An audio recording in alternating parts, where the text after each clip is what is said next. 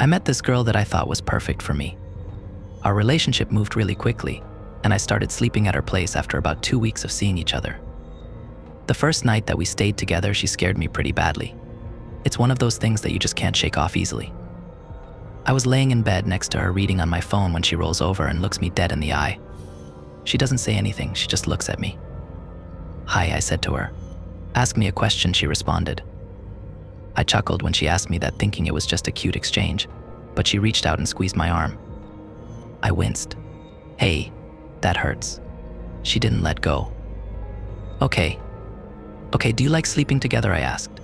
"Yes," she said, rolling back over to go to sleep. It was such a surreal experience, and so random. Obviously, I brought it up the following day with her, but she swore that she didn't remember. I even showed her a small bruise I had on my arm from where she had grabbed me. She still didn't remember, and we kind of laughed it off, although I could tell bruise had really bothered her. The next night, the same thing happened. I thought she was asleep, and then suddenly she rolled over and started looking in my eyes again. "Ask me a question," she said.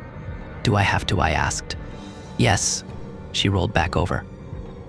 Apparently her logic worked the same as any of my elementary school teachers. "Hey, are you just messing with me?" "Only one question per night," she said. It sounds benign, but her tone had a sense of finality to it. I was afraid to attempt another question. The next week or so passed by without any terrible incidents.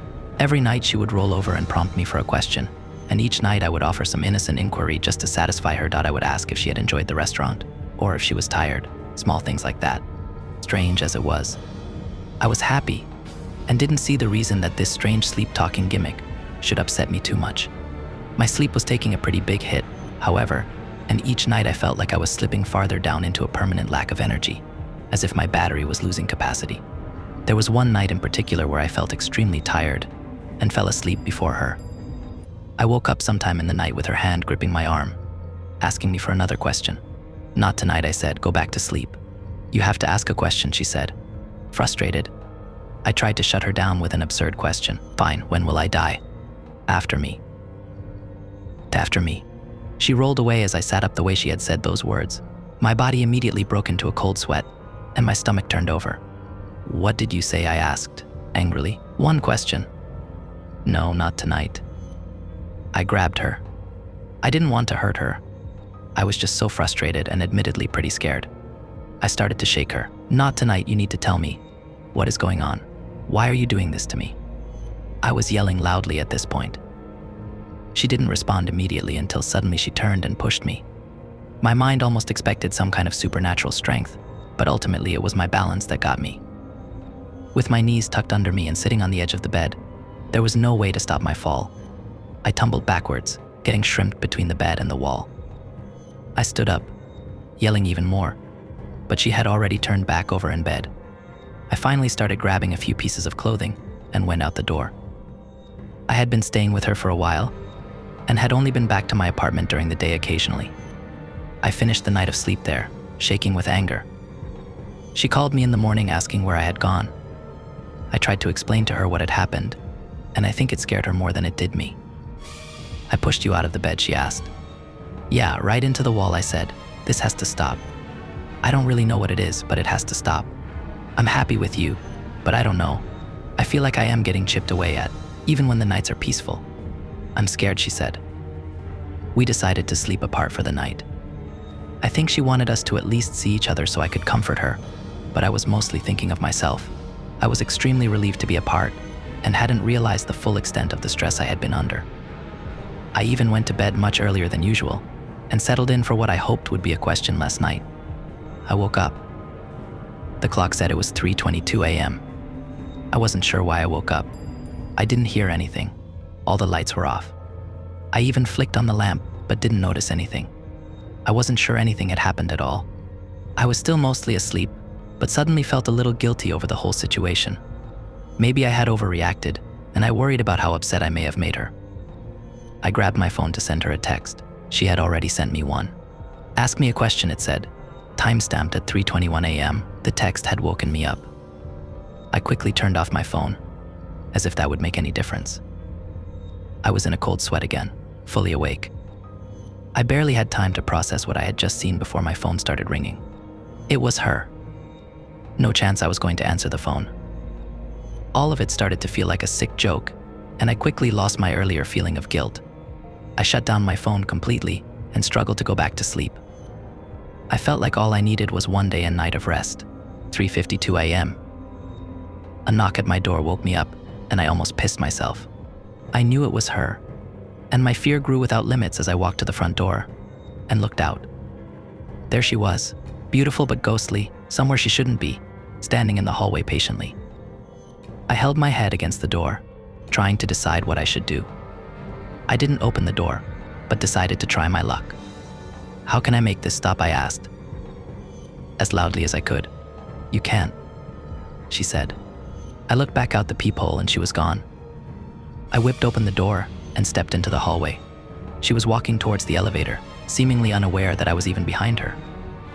I almost asked her to stay, worried about her traveling in this weird state, but selfishly I let her go.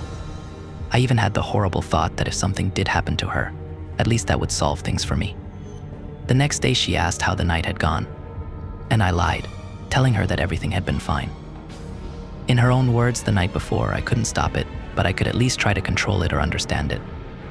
The next few weeks, I barely slept, and I tried so many different questions, and none of the answers were exactly comforting. "Why can't I stop it?" She said it was inevitable. "Have you done this to anyone else?" She said no. "Though, do you want to hurt me?" She said no. "Though, can you lie?" She said no again. I may have wasted a question. What did I expect her to say? I tried as many things as I could think of, but no questions about the process seemed to gain me any ground.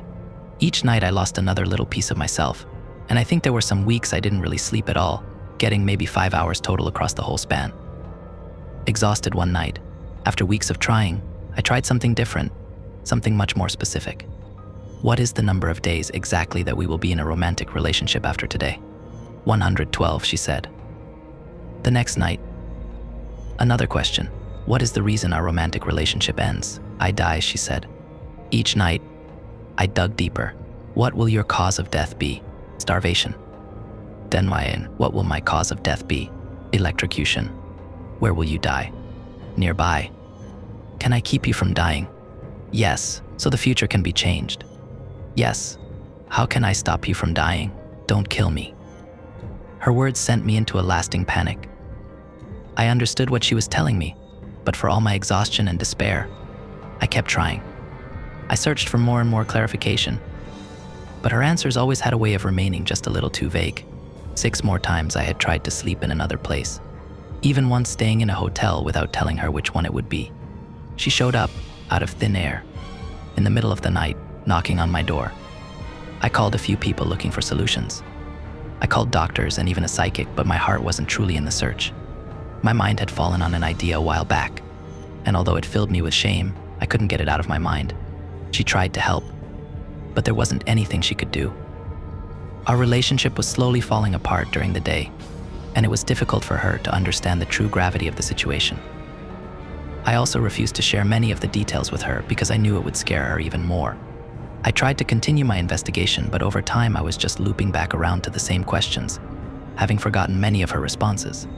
I should have written them down, but each night the sleep deprivation piled up and kept me from thinking clearly.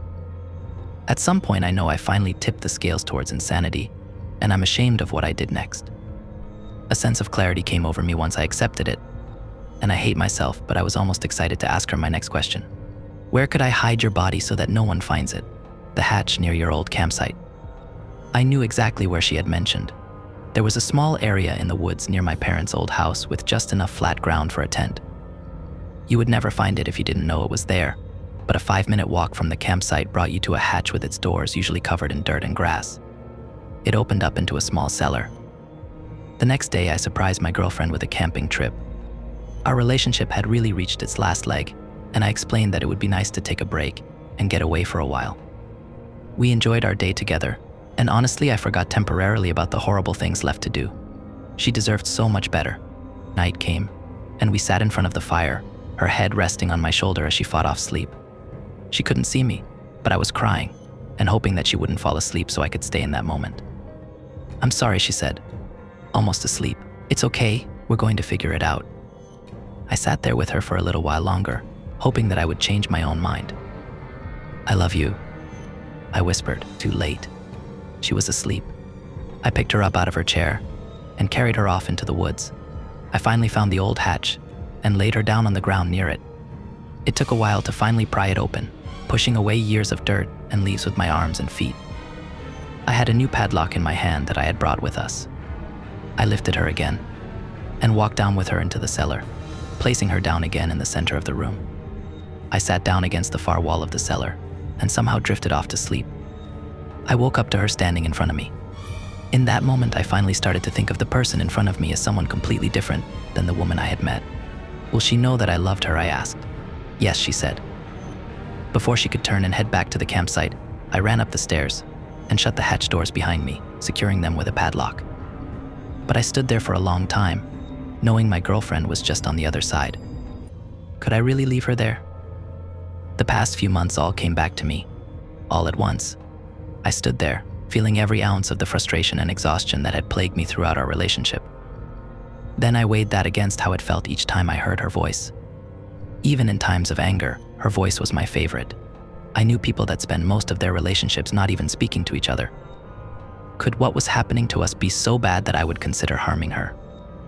I think I had even had dreams of carrying all this out, leaving her in there, dealing with the guilt as I tried to forget everything that happened. It almost felt as if I really had done it, and by this time she hadn't been inside for only a few seconds, but instead days. As quickly as I had shut the doors of the hatch, I threw them open again. My girlfriend walked past me, back towards the campsite.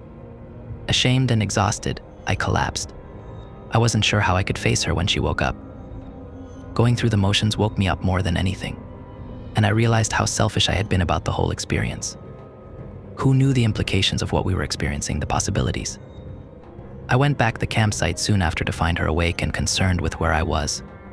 It took a couple hours and involved a lot of almost incoherent apologies, but I told her everything. I let it all out, completely, even what I had planned when we went camping. I didn't know how she would react. I don't think she did either. Ultimately, she said she wants to help try and understand what is happening and what we can do to keep it from causing any more harm.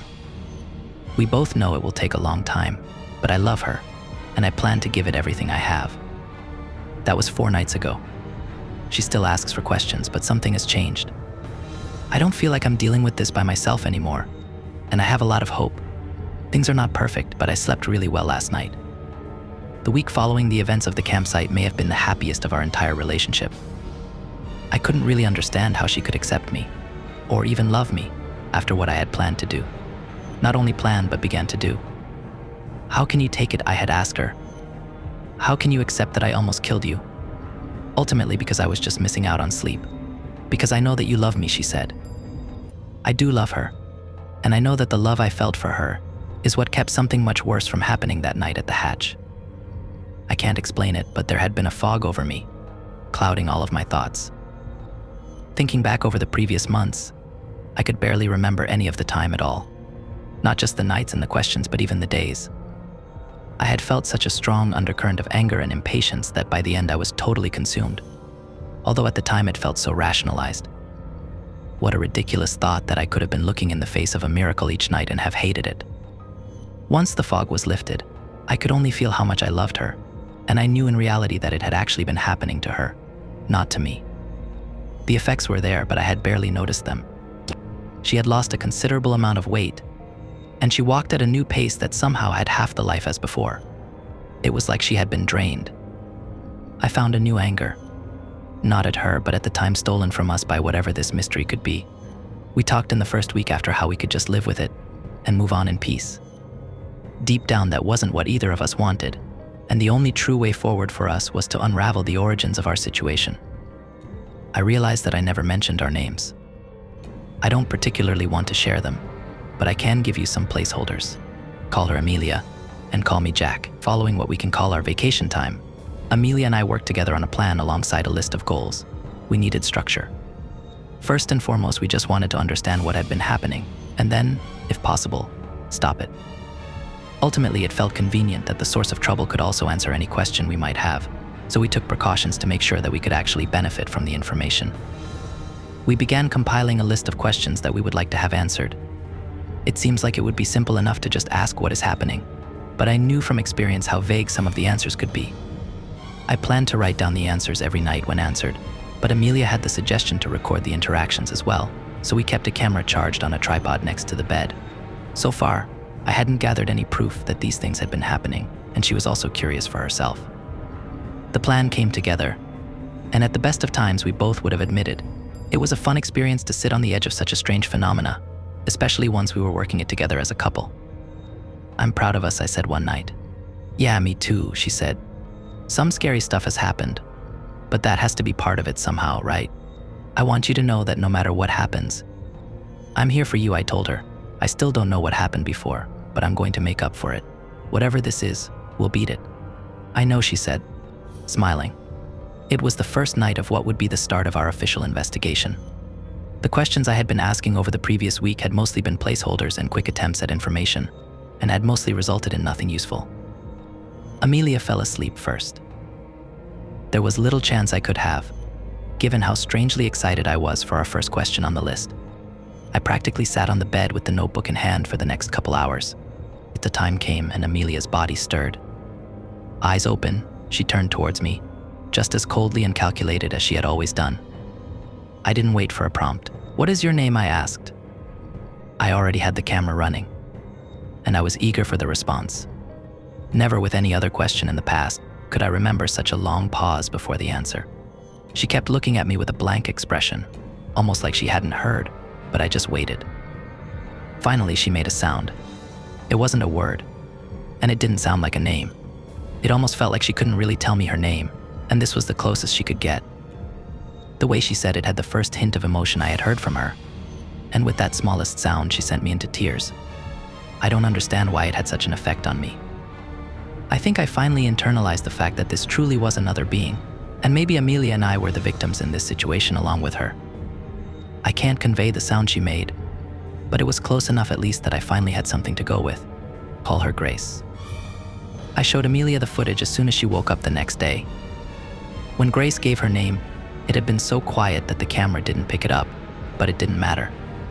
Amelia was fascinated by the footage, and even just seeing herself move and speak was enough to send her pacing around the room. I wasn't sure if she was angry, or scared, or even excited. "Grace," she asked, almost to herself. "Well, that's not what she said exactly, but that's as close as I can get," I said. "Do you think if you call her that, you'll get any kind of reaction?" "I don't know, but I think we're on the right track. She's never showed any emotion like that before. I think she's just as much unwilling here as we are." The plan would continue, and we were happy to have the first question on the list answered and recorded, but unfortunately the following night was interrupted. Just before 9 p.m., a knock came at the door. Neither of us expected anyone, and for the most part had kept to ourselves for the past few months. Instinct kicked in and I asked Amelia to step into the bedroom, maybe even further into the closet. I went to the door and looked out to see a man about my age, standing a few feet back from the door. "Who is it?" I called out. "It's hard to explain actually," he said. "I come in peace." He had a goofy quality to his voice, but my gut told me to keep the door closed. "Give it a shot," I said. "This is going to sound really strange, but I'm actually looking for someone. I've knocked on all the other doors here on the hall, but they don't know her." "Who are you looking for?" "That's the strange part," he said. "I don't actually know her. I just know that I'm supposed to find her. At night I have these crazy dreams. I can't even." He trailed off, and for a few seconds seemed lost. "I just need to find her. I don't know why, I don't really know how, but I at least know that she is close to here." "Does any of this ring a bell for you?" he asked. "I'm sorry, I live here by myself," I said. Yeah, you might be right," he said, "except I already talked to the landlord and know that a woman leases this apartment." So, he was closer to the door than he had been at first, and it was extremely subtle, but I placed my hand on the knob and could feel it being tested from the other side. I tried to stay calm. "Look, there is no one else here. And honestly, you're freaking me out. I think it would be best if you left. I can call the police, and maybe they can help you find who you're looking for." I kept looking out at the man through the peephole and saw a strange shift go over his face. Almost like one person had been standing there a moment before, and now it was another. You only would have noticed if you had actually watched them switch places. You can't protect her forever, he said, in a voice that sounded the same, but didn't. The shift happened again, and I knew the original man stood there once more. He shook his head a few times and rubbed his eyes. Of course, he said, look, I'm sorry. I'm going. I don't really know what's happening to me, and I'm sorry. I get it. He left. I heard the elevator open and close down the hall, but waited a while by the door just in case. That night, Amelia and I left the apartment behind as stealthily as we could and went to mine. There wasn't a guarantee that it would be any safer, but it felt that way temporarily. We were both freaked out by the visitor, but if anything, it was just more information that we could use and provided us with more resolve. The next few nights passed by with an actual tone of hope and optimism. I focused on asking questions about Grace herself, hoping that it would lead somewhere. Are you different than Amelia? She said that she was. Who was the man that came to visit us? She said he was an enemy. What are you? She said she didn't know, which was the most disconcerting answer she could have given.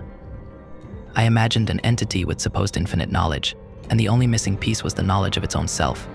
Do you want to harm Amelia? She said no. Oh, do you want to harm anyone? No again. What do you want? She said that she wanted to live. Is there a way for us to talk to you for longer at a time? Yes. How can we talk to you for longer at a time? Doctor. What doctor can help talk to you for longer at a time? Dr. Mann. Seriously?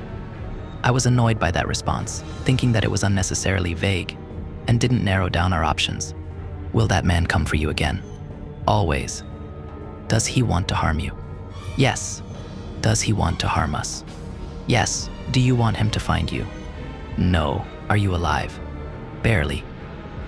I could always tell when information was important because it would send a chill down my spine. Grace said that she was barely alive, but we didn't know if that meant she was dying or in the process of growth. We kept recording, adjusting our list, and asking more questions. Have you always been with Amelia?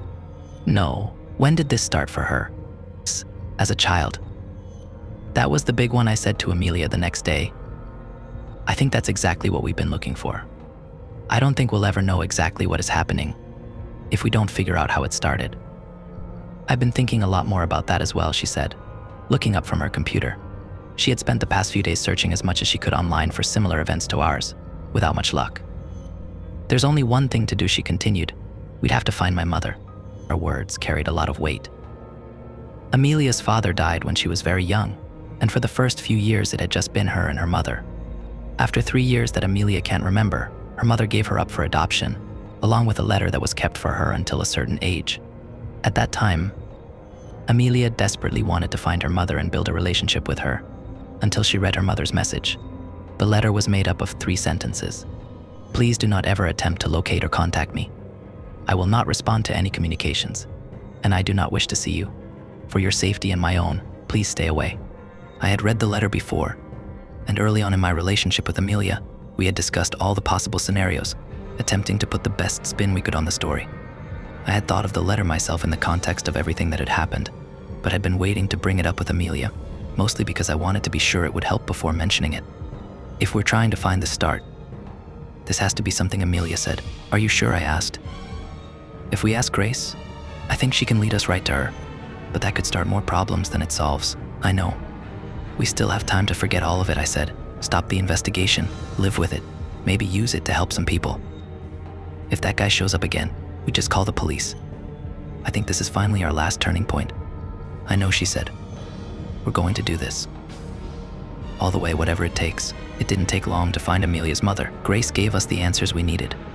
And over the course of just 2 nights worth of questions, we had enough to find her. Her name was Susan Kingsley, and she lived about 12 hours from where we were. The trip was difficult on Amelia emotionally. Although she mostly stayed quiet and reserved, I had offered to go alone. But we both thought it was a bad idea to put a lot of distance between us. We made it there the following day, with one overnight question on the way that I didn't reveal to Amelia. Does Amelia's mother love her? I had asked as Amelia looked at me from the passenger seat. Yes, Grace said. Things felt like they would have been much simpler if the answer had just been no. Once we arrived, we didn't waste any time. Amelia waited in the car, and I went right up to the house. Eventually, a woman came to the door. She seemed nice enough and warm as she opened the door, smiling. Hi, can I help you? She asked. Hey, my name is Jack. Do you mind if I ask? "Are you Susan Kingsley?" I responded. Her entire stance shifted. She lost her smile and started to shut the door. I wondered if each time she answered the door, she had expected a visit like this. "Mom, please," I said quickly, sticking my foot in the door. I was being more aggressive than I would have liked, but wasn't going to give up this chance. "No. If it's about her, I can't talk about it. I don't want to think about it," she yelled, all the time pushing on the door against my foot. "I just have a few questions," I yelled back. "Please. Something is happening to her, and we just want to understand." Something came over me, and I couldn't help what I said next. I almost killed her. The shoving on the door stopped, and I could hear Susan start to cry on the other side of the door as she collapsed. I came in the house and helped move her to a couch. She was crying and angry at my presence, but it felt like I had strangely made some progress. At least I had made it in the house. I didn't speak for a while and just sat there with her. I felt bad that Amelia was just sitting back in the car, but I couldn't risk upsetting Susan again. After roughly 8 minutes, she spoke. "Amelia was just a little girl," she said. I didn't say anything. Susan was talking like I wasn't even in the room. "She was just a little girl," she continued. "Her dad died, and you can't imagine what it felt like. I was lost, but I couldn't be lost because I had her. So she kept me grounded even when I couldn't be. And she was sweet, and she was pure, and she had brown hair." Her voice broke several times, but especially when she mentioned the brown hair. I listened, but wondered. The Amelia I knew had blonde hair. I hadn't been hiking since her father was alive, and after a couple months, I thought it would be therapeutic to go on a short one and take Amelia with me, almost like if there was any way she could be close to him, maybe it would be something like that, she said, much calmer by that point, and actually making eye contact. The hike was fine, and I practically carried her all the way up that little mountain. She absolutely loved it. Her head was on a swivel, bouncing around to look at every leaf that fell past us, or looking out to find one of the birds that had cried, she said. "At the very top of this particular hike, there is a small spring, deep enough to lay in, but only just. I was tired, and I thought we could sit for a minute, then hike back down." Her hands were shaking. I slipped down in the water, and I laid Amelia down on my chest, she said. Then I closed my eyes, and then I fell asleep. She watched my face for a beat, and I kept listening. She drifted off of me, and I didn't wake up. When I did, I looked, and she was floating, face down on the other side of the spring. I rushed over, pulled her, and just started screaming. I don't really remember what exactly I said, or what I did, but all I could think was, "Please, please, don't let her die." "She didn't," I offered, realizing I hadn't spoken since I came in. "She did not," Susan said. In fact, the whole time I was screaming, she was looking up at me, totally fine, scared to death of all the noise I was making. I finally calmed down and just held her. Once my adrenaline wore off, I realized that something was terribly wrong. What I asked, "She wasn't my daughter," she said. Her hair color was different, her eyes were different. The way her skin felt, the way her nose scrunched. At the time, I knew everything about her. I knew the way that she smelled, and all of it was different from that moment on. So there I was at the top of this mountain holding a child that is looking at me like I'm its mother, and I have no idea who it is. I held my breath. I searched everywhere that day and couldn't find anything. I told others what had happened to me. I took her to dozens of doctors. I even got a DNA test done, thinking it would prove that she wasn't the same. But when it came back, it said that it was still her, she said. "I can't imagine what that felt like," I said. "And I understand that you were scared. It was more than that, Jack," she said, surprising me that she remembered my name. I wasn't just scared, I was angry. She was just a child, and all that fear ended up making me feel and think the most horrible things. Her words were hitting a little close to home. She just did the smallest things that were so strange and had changed just enough that I couldn't shake the feeling that she just didn't belong. I felt like I was going crazy and knew that I was overreacting. Months passed and just kept going. It's like I was under a spell, and it got much worse. I spiraled out of control, and one day I took her back up on that same hike, right back to the spring where it all started. I could have finished the story myself, in a way. I already had. I took her up there to drown her, she said, giving me a look that hit me with the same emotions I felt when I heard Grace say her name. I cried in Susan's living room, knowing how closely her story paralleled my own. "But you couldn't do it." Right at that final moment, I managed to say, "I couldn't." And when I stopped, and I let her go, I looked down at her. She said, "I just couldn't believe what I had done." She was different, and even if I didn't believe she was exactly my daughter from before, I knew I was her mother then, and I had planned this horrible thing. I couldn't understand it.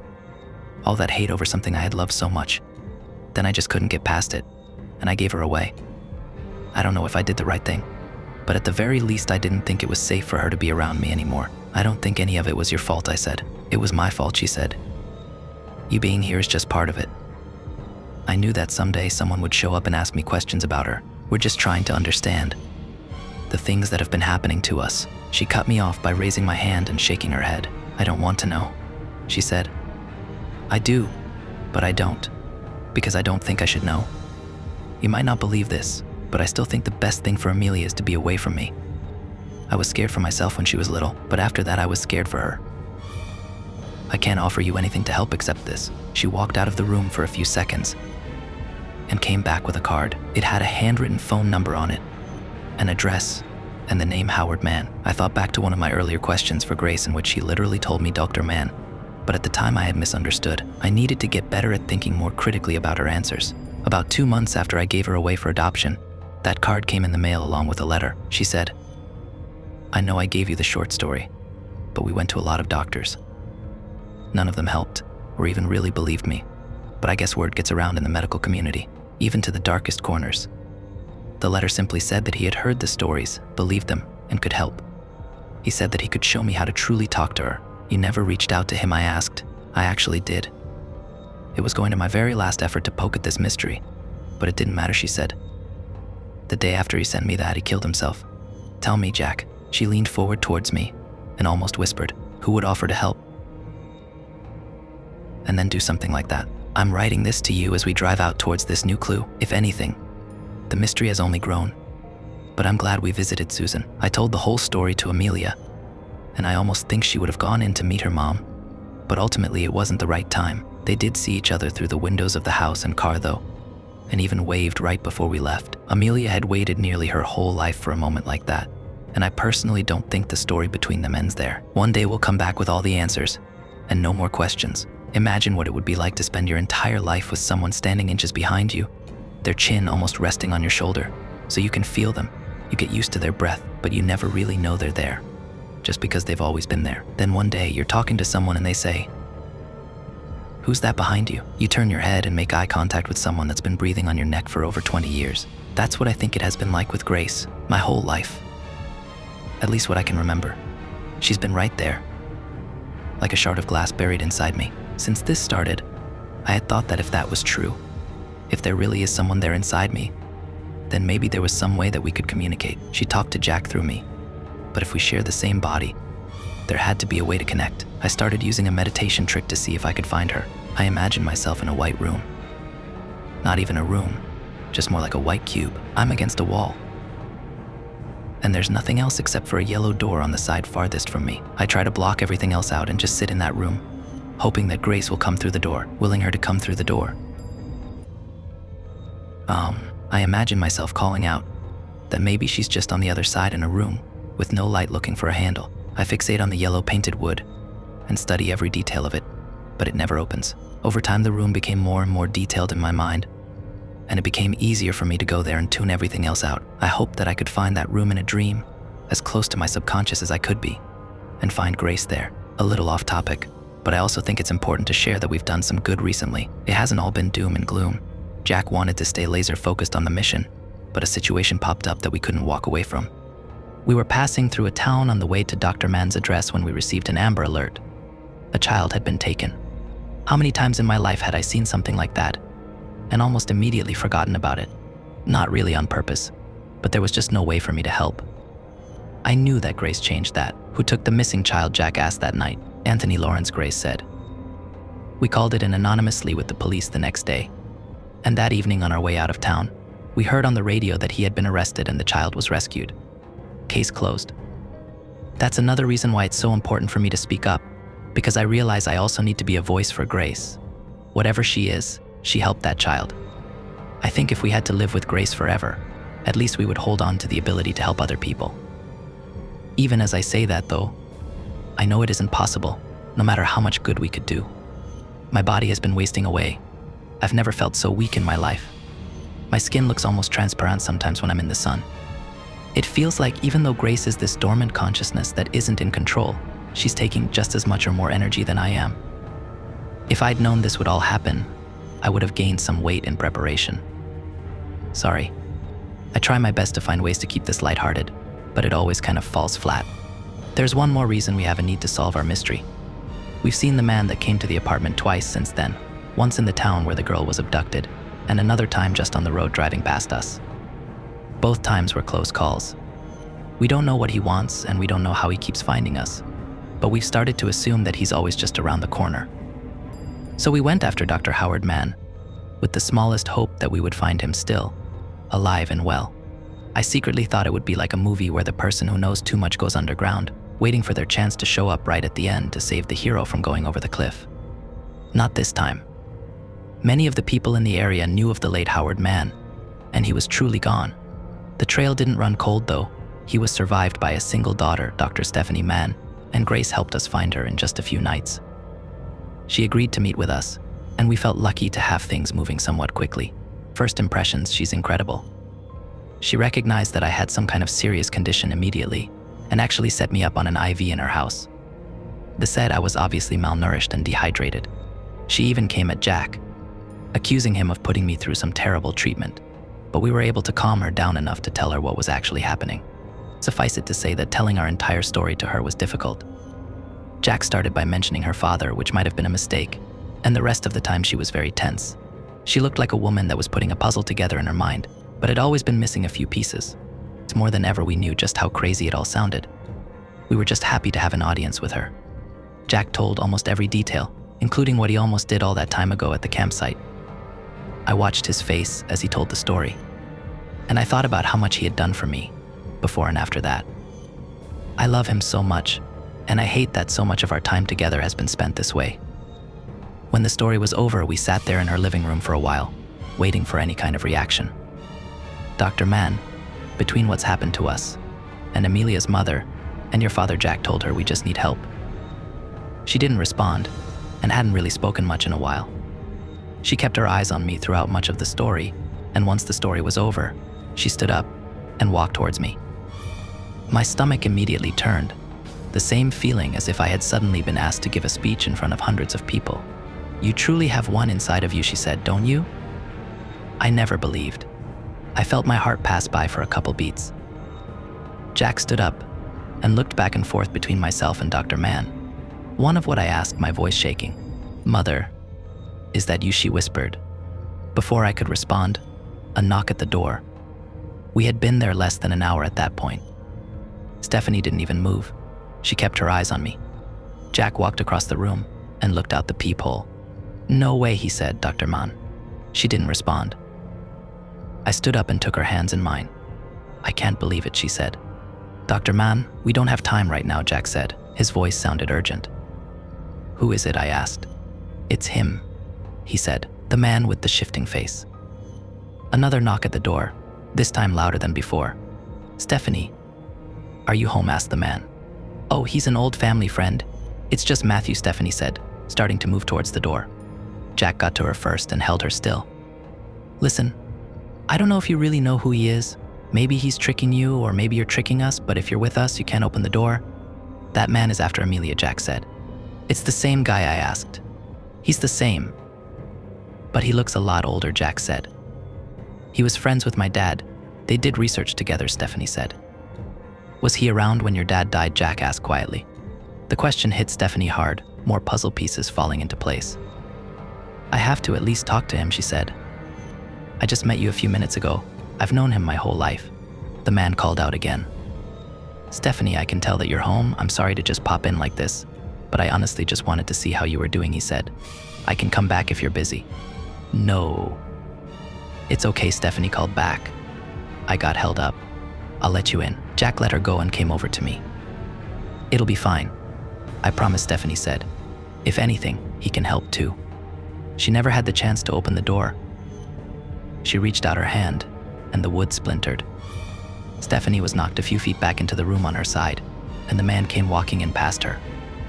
He stopped completely when he saw myself and Jack. I thought that he smiled. Jack thought he frowned. Then he made a noise. I couldn't understand it, but Jack had heard it before. It sounded like he was humming as he breathed in all the air in the room.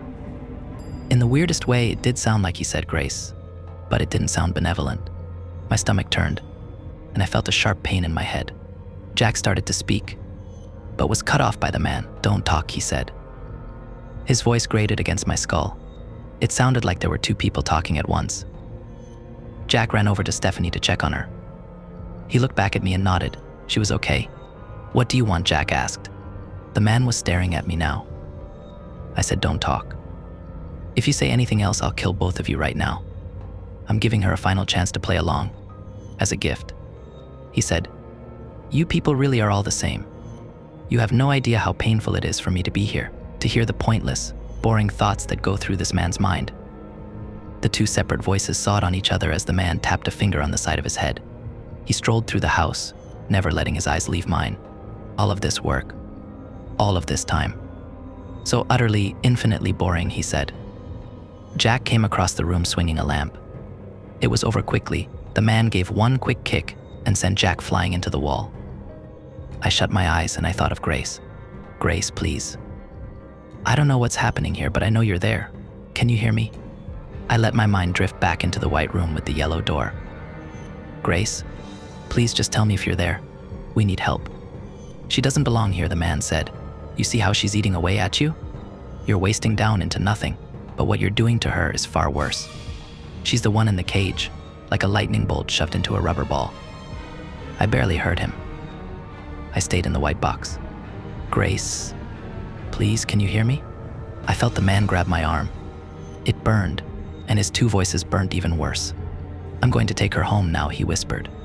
The two voices slamming against each other. Time seemed to slow down, and I fell into what felt like a dream. The door on the wall of my imaginary room opened just a crack, and a cold wind rushed past me. "I'm here, Amelia." I could see her as she stepped through the door. All I can say is that she was bright and cold, and I forgot the pain from the man's voice and grip. I heard her thoughts again. "Amelia, I'm sorry. I can't stay for long.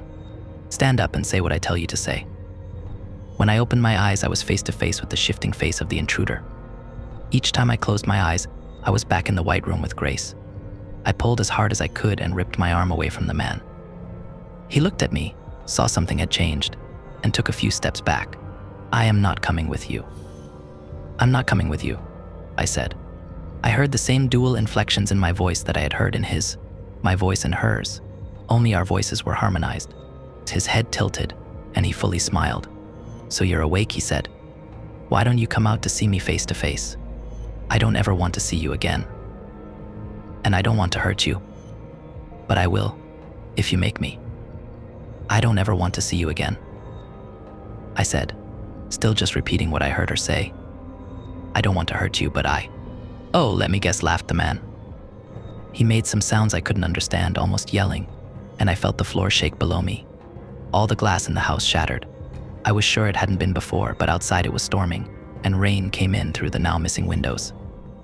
He reached out his arm and pointed a long finger straight at me, the wind and rain drowning out the sound of my own quick breaths. "I'm going to try and talk a little here. Just trust me." I could have swore she winked. I heard my voice, our voice, start to sing. The sound lifted up above the storm, and into it. I couldn't understand the words, but I understood the intent. I think somehow Jack understood it too. He came running from the wall, head down. Only this time he didn't try to hit the man. He tackled him, hard, right out through the front door and into the storm. I could hear the man laughing as he brought his elbow down on Jack's back and threw him beside him. "Well, you're the only one actually fighting. I can at least respect that," he said. "He's not the only one," I heard us say. Grace and I sang the final notes of this unknown song, and time shook. A lightning bolt ripped down from the sky. The air burned, the rain all around us hung still and evaporated, and I saw Jack's face turn towards me just as the whole world went white. Everything cleared, slowly, and the man with the shifting face was gone completely. Jack laid in the wet and burning grass on his back without moving. Half of his body was covered in burns, and I was sure that he had died. "Amelia, it's going to be okay." She didn't tell me what to do, but I walked over to his body and placed my hands on either side of his face. He didn't move. "Can you save him?" I said, although I was talking to Grace. "In a way. Keep your hands on him." Grace went silent in my mind, I felt everything that was happening to such an intense degree. Every raindrop that fell on me felt like it weighed a pound. The wind passing over my skin felt like sandpaper. Jack's final heartbeats against my palms felt like war drums. Then I felt something else. I can only think of it as an energy. Something inside me was pulling on Jack. It only lasted a few moments, and then I could feel his heartbeat no longer. "Amelia, we need to rest." "But he's okay." I heard her voice clearly. I closed my eyes to find her in the white room, but the door was already closed. Behind it, I thought I could hear another voice, one that just sounded lost and confused. It was calling out with no one to listen. I knew that it was Jack's voice. "Jack, I'm here. I've got you." His voice faded away. Then, just as I had come to feel Grace inside me, I could feel him too, dormant, but existing. I sat in the yard in front of his body. "Amelia," Stephanie said, standing in the doorway holding her head. I didn't respond. And instead I held my face in my hands and I cried. Now, a few days later, Dr. Mann and I have a plan, or at least the start of one. It's shaky, and we're pulling heavily from her father's research, but we're confident. She is, especially. Jack is okay. It's a lot easier for me to talk to him than it is for him to talk to me. But he's okay. I can't think too much about what's happening to him, or I think I'll go crazy. As far as Grace goes, I haven't talked to her since that night, and she feels different than before, more peaceful, I guess. I felt better than I have in a long time. Something has changed, and for the better. One thing is certain. I will not let Jack go, not like this. I doubt that there was a healthy way to mentally process what happened after the attack on Dr. Mann's house. Long story short, as far as I could tell, I was not only carrying Grace's spirit inside myself, but also Jack's. It was a stressful time, but there were parts to be thankful for. There was definitely a restful quality to the weeks that followed, and I was glad to have the support of Dr. Mann. She had it in her mind that she could help bridge the gap between Grace and I. It was incredible to see her come alive once she realized all of her father's research was founded in reality. And for lack of a better word, she was excited. In just a couple weeks, she had absorbed all of his findings and began adding her own expertise. "I think we have a way to do this," said Dr. Mann one day. "Remind me what you think this is," I asked. "It all comes down to Grace. What she is, where she came from. There's nowhere else to look for answers when we know she's right there." We had talked extensively about how Grace and I had talked. Not just talked, but how I had seen her in that white room of my mind. "We have to get you back there, or maybe get her back there," she said. She appeared under an extremely special circumstance. Not only to protect you and Jack, but also to protect herself, and I think it was difficult for her to do. She held some of her father's writing in her hands. It's what my father believed. She said, "Is that whatever Grace is, she drains you. The more active she is, the more she takes. The belief is that a host can be supplemented with external energy to make up the difference. Basically, we can charge you, and you'll have enough for the both of you. At least enough for a conversation." "What kind of energy?" I asked. "Tried and true. Electricity," she said. "I'm not saying it will definitely work, but it's a start. Communicating with Grace again wasn't my biggest concern." "What do I do if none of it matters?" I said. "Part of me thinks this is just going to be what it's like from now on. One question after another. Let's say I can talk to Grace again. She might just say, 'Thanks for coming by, but nothing will change.' You would be the only one that could know," said Dr. Mann, "whatever she is. Whether she wants to help you or not, I think we bank on the fact that she at least has some sense of self-preservation. If that's all we have, I think it'll be enough." Her confidence and excitement did make me feel better, and it was a boost in the right direction. I already knew what I wanted to do. I agreed to rest, but I didn't. I stayed on the couch, and it definitely seemed like I was resting. I had the TV on, I pretended to read books, things like that. To be honest, I did enjoy picking up a healthy appetite again, especially because it supported what I was really doing behind the scenes. I was impatient and prideful. Grace's spirit, her mind, whatever it was there, and I spent all of my time looking for her again. I had done it once, and I knew that there had to be a way to do it again. Everything I did became an attempt at that deeper level of meditation. Imagine that you're in a mansion and you're playing hide and seek with someone that always knows where you are, and they're allowed to move whenever they want, but they can also teleport, and you're also blindfolded. That's what it felt like. Maybe you can imagine the frustration. I knew that I was being selfish, but I wanted to find her on my own, and I did my best to forget how much easier things had felt when I wasn't alone and had Jack. Oh, Jack. I wonder how often relationships take that big step of one partner housing the soul of the other. I haven't read any books on dating, but I had the feeling we were breaking new ground. I know you're supposed to learn how to live in the moment, but I feel like I deserve a pass on ignoring that advice for a while. I was definitely trying to rush through the time I was in and move towards the blissful part of my life. I fantasized about just sitting down at a restaurant with Jack, just to have a normal conversation, one where I wasn't casting my words into the dark corners of my mind. There was a part of me that worried he wouldn't want that anymore. I mean, would you? Would I? I don't know how you work through problems that you can't even fully conceptualize. I didn't want to speak for him, but I couldn't really imagine going through all of this just to eventually live my life with someone else. Can you imagine that conversation? Someone asks me, so tell me about your last relationship. Why didn't it work out? I'm saying all of that to make it clear how much I love him. He was in this fight for me, and now I'm in it for him. As much as that's all true, I want what I say next to not sound bad. As much as I missed him, I wanted to end it all on my own. If there was one last, big puzzle, I wanted to be the one holding all the pieces, and when they were together, to look back and say, I figured it out. Help along the way to get here? Of course. Luck? Definitely. But the final piece, I'm the one that knew where to put it. That's what I wanted. I'll say it again. I know it's selfish. It also kind of diminishes everything Jack and Dr. Mann and her father had done. Even my mother in a way, but there it is. There at the end, I saw it just coming down to myself and Grace. The hard part though, I wasn't sure if I could do it on my own. No matter how peaceful I felt, or how clearly I could see that room around me in my mind, or how long I studied the yellow door on the far wall, I could never get Grace to come through it like she had the first time, and I could never hear either of their voices. The trouble is that most of the time when I thought I was there in that room, I wasn't. I was just imagining. There was a distinct difference, and I could feel when I was actually there. A lucid, waking dream that was extremely fragile. One of the ways I could tell was from the sounds beyond the door. Not the voices I longed to hear, but at least proof that there was something there, humming just on the other side. As Dr. Mann focused on her experiments, I focused on mine. Every day from the moment I woke, again and again throughout the day. I tried going on short walks outside the house, but sometimes I would actually end up in the White Room, just to come back and find myself standing in the street, being yelled at by people I hadn't even noticed. Leaving didn't work so well, so I stuck to the house but kept at it. This went on for a couple weeks, without too much problem, but also not much progress. It turns out that total relaxation wasn't what I needed. I switched tactics, and my focus switched to just letting myself feel whatever came naturally. I naturally felt angry. It wasn't just anger that I had recently picked up. That was just at the surface, and there was a lot more buried underneath me, like I had been storing it all my life. So I dug it up with my hands and nails and teeth. It turns out that it wasn't anger at all. It was fury.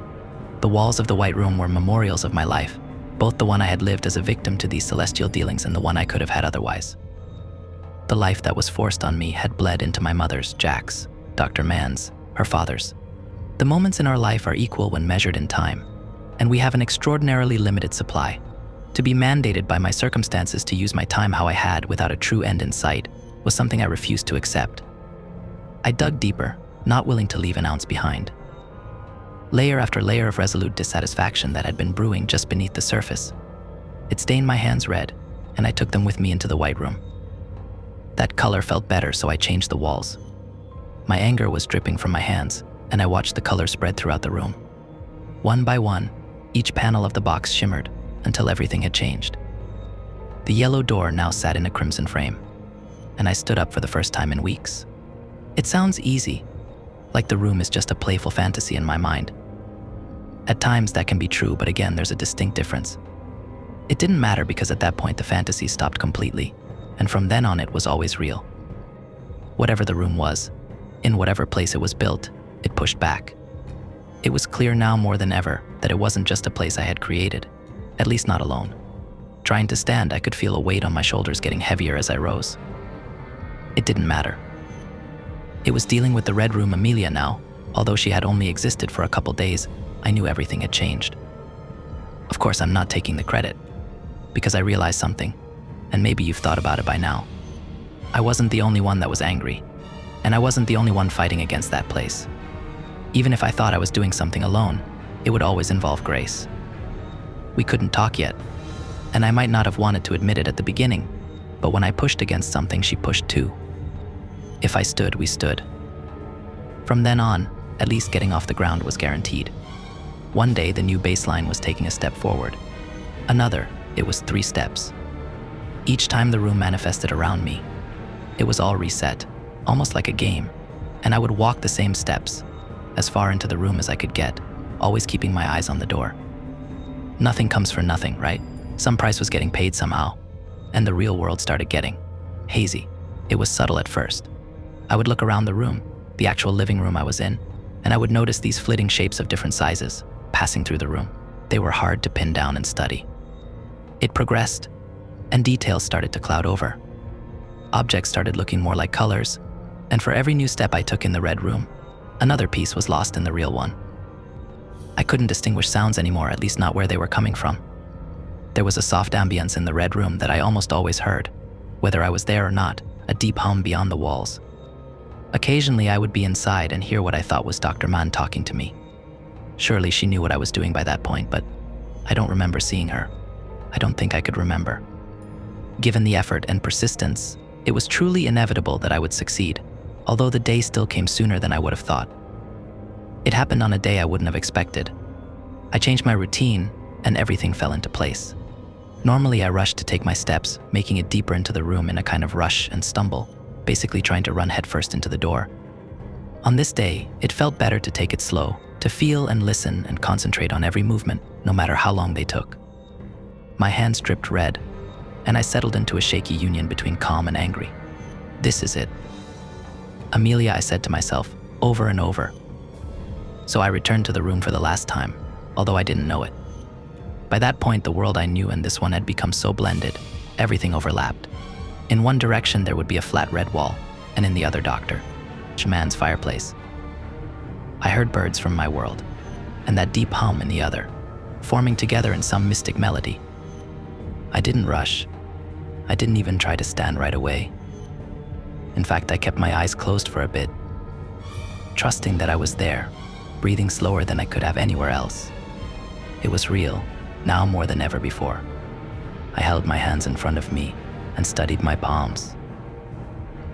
I ran them along the wall behind me and felt the texture. I felt my own exhale on my arms. Finally, I stood, slowly and resolutely. I knew that I would not fall. I walked forward, but slower than I had ever tried, gently placing one foot after the other. This is it. Amelia, I said again. You too, Grace. Jack, I'm coming. My hands shook, and I quieted them. I moved past where I had ever been, and without nearly as much effort as any other attempt, I reached the door, my hand clasped around the cold handle. It was vibrating and felt cold to the touch. As quickly as I could, I turned the handle and pulled it past me. There was nothing there, and there was everything. There was light and noise and heat and darkness and cold and fear. The sound was deafening at first, a cacophony that poured in and out of the room. There was a deep, unnatural twilight spread over things familiar. It was like looking into how a child imagines space, only our world was there as well, pressed into it, draped in an ethereal blanket. Imagine seeing galaxies between you and the building across the street, or having a planet pass through a door you just opened. A complete marriage of the unimaginable and our world. I knew that somehow everything I saw was real, and while I looked at my own world, I simply had a new eyesight that let me see more than the partial truth I was used to. There were cities I recognized, and ones I didn't, mixed in with the nebula. The other world was not uninhabited. I couldn't discern a pattern in how they moved, but they were right there. Along the sidewalk, people walked past beings they could not see and beings that could not see them. The two worlds were entirely separate and entirely unified all at once, each hidden beside the other. I don't know what the door was or what it symbolized, but something happened to me when it opened. For one thing, I wasn't angry anymore. I don't think I could have been, because when you're faced with what I saw, you can't feel anything. The best you can hope for is to stand still and keep your eyes open long enough to try and remember it. The other thing that happened was understanding. I knew what grace was. Not the facts, but the feeling. And I finally accepted how we were the same. Similar souls from two places only separated by the lack of an extra sense. If each person had a door like this somewhere inside them, then mine was finally open for myself and Grace. I wanted just a little bit more. I let go of the handle and placed my palms flat on the wall. The slightest push, and I could feel the room shifting. I didn't need effort anymore, because at least this room, in the midst of everything, now belonged to me. The ceiling lifted up, and all four of the sides swung out and away, leaving only the floor I stood on and the entirety of that misty ocean around me. The sounds calmed, and everything slowed down. I heard a soft, quiet song lift itself above all else, and I knew she was there. Amelia. I turned back and saw how bright she was. She represented the majesty of both of our worlds. Past the boundaries of our platform, I knew she saw what I did. Only the parts I found familiar she called strange. How do you confront something like that? How do you take this new sense, this new understanding, and just choose something to say? I don't think you can, at least not immediately. All I really wanted to do was show her that I wasn't angry and that I saw her as myself. It might be anticlimactic, but I turned to one of the most powerful gestures I knew, completely sure she had never experienced it. I just walked forward and pulled her into a hug. I couldn't think of anything more human to do for her. What else had the capacity to communicate so much? So we held each other for a while, two ambassadors from either side of the mirror. When she spoke, I heard her voice in my mind, and it had never sounded so clear and calming. Amelia, I'm sorry. Grace, where is Jack? Is he okay? I said, crying. I have so many questions, but I'm guessing we don't have much time. I need to know where he is. He's okay. He's out there. She pointed out at the hazy expanse. He's looking for a way back. There isn't much else to do when you're in an unfamiliar place. Can he actually come back? Yes, he will. I can get him. I believed and felt relieved. The words were still in my mind, and there was sadness in them. You don't belong in that world.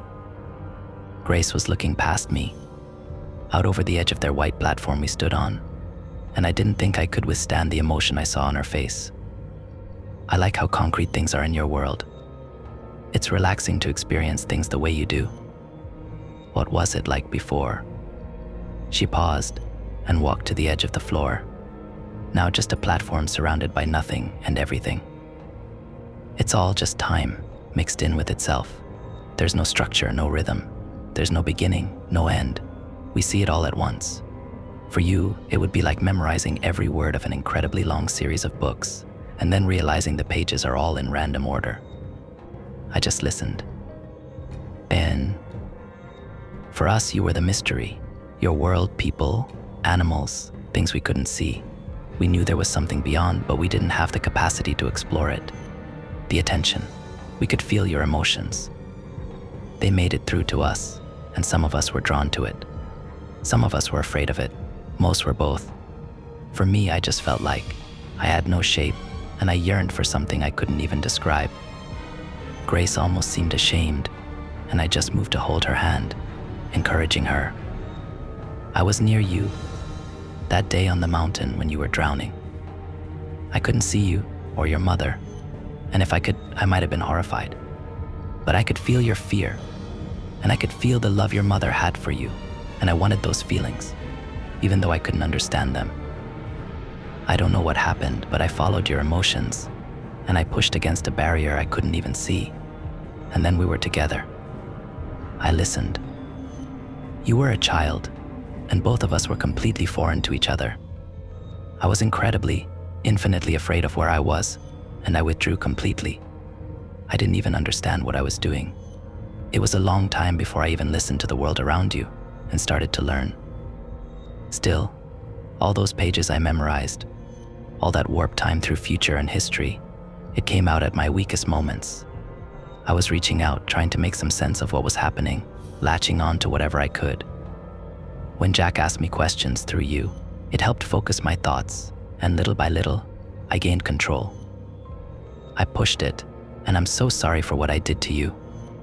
I was completely alone in a foreign world, and no matter what happened, I did not want to leave, but I had no idea how to stay. You're caught between these two worlds, I said, and now so am I, and so is Jack. It has to end. You don't need anyone's permission to stay, and you don't have my permission to leave. She didn't speak for a long time, and I could tell I caught her off guard. We've been together for a long time, and I'm seeing things a lot more clearly now, I said. I can tell what your plan is. You think it would be simpler if you just let it all go and floated back out there.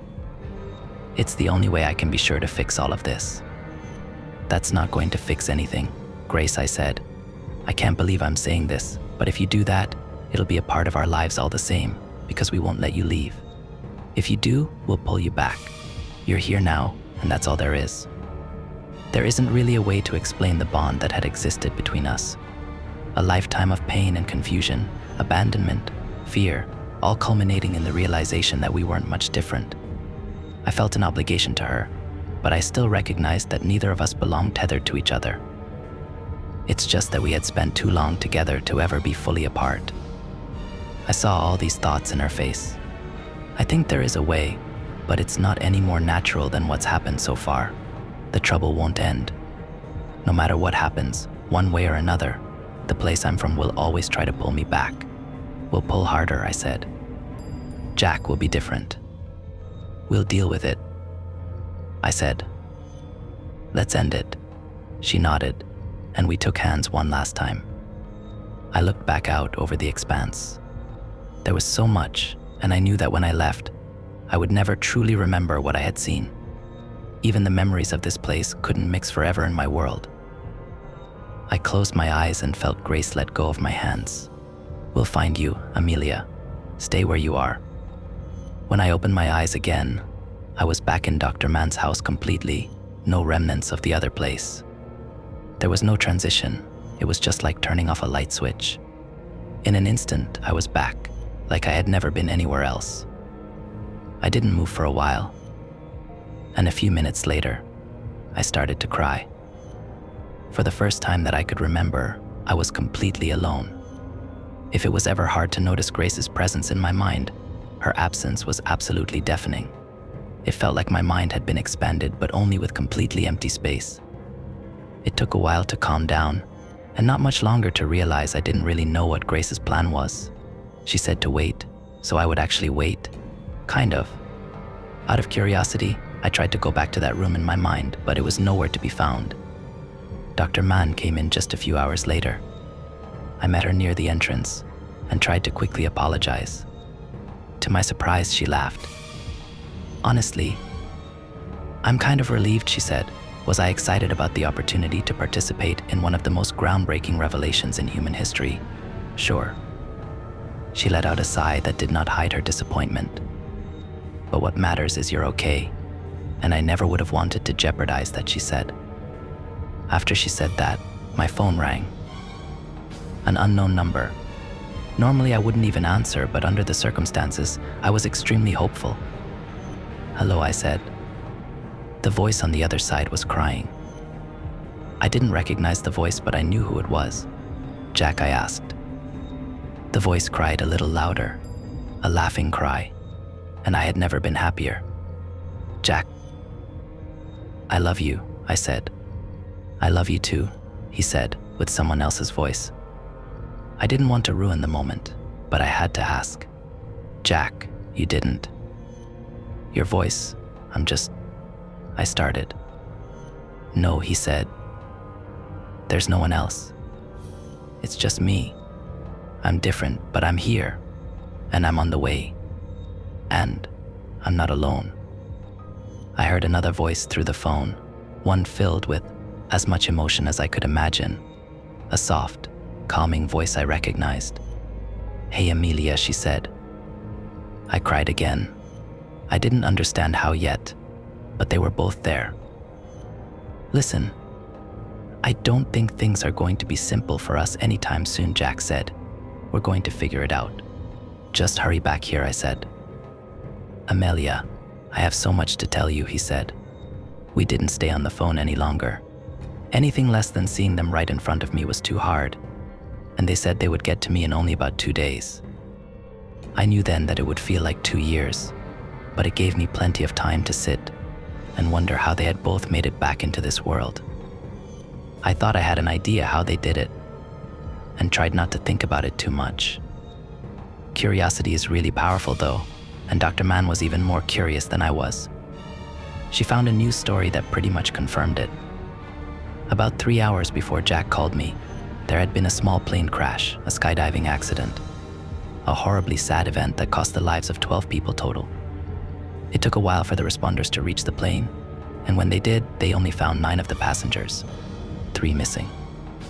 2 men and a woman. I'm writing this last part while I wait for them to get here. I can barely type. My hands are shaking so bad. I'm glad Jack thought it would be best to share our story, but I wouldn't have believed it had it not happened to me. For me, it feels like the story is just beginning. We need to make things right with the families of the ones that died in the plane crash. We need to find out who the third person is, and if they're after Grace, which feels likely. We need to show Grace how beautiful our world is when you can truly see it. And I need to talk to my mother. Regardless of what happens next, this is the last update we'll post. If you followed along, I just want you to know that we'll be all right. I've never been more sure of anything else. I don't even know what the point of all of it is. All the stories that I've loved throughout my life had one big lesson they tried to share, and I'd honestly prefer one like that. Maybe a more stable ending, but that's not how it works.